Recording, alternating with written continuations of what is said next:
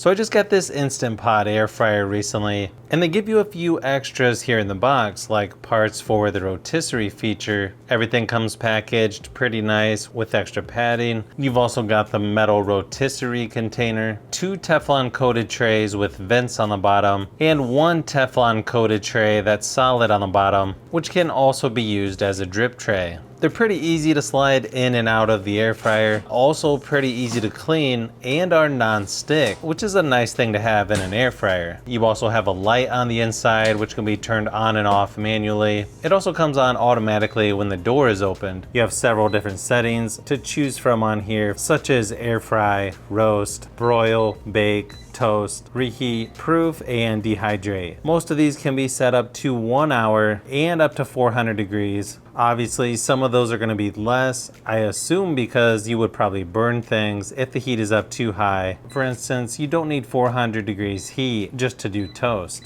Once you start it up, it's going to beep a few times, and as it gets up to temperature, before it starts cooking, the sound isn't that loud on this one. Definitely not as loud as our microwave.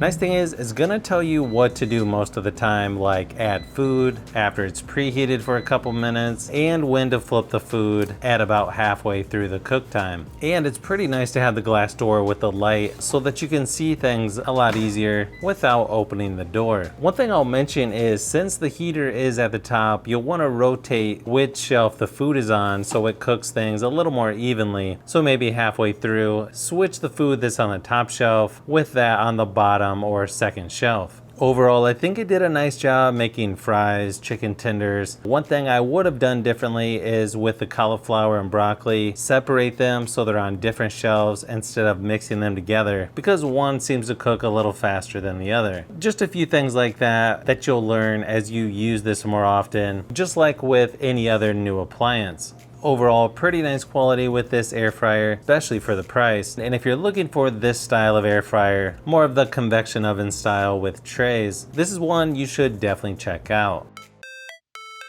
Thanks for watching, and I'll see you on the next one.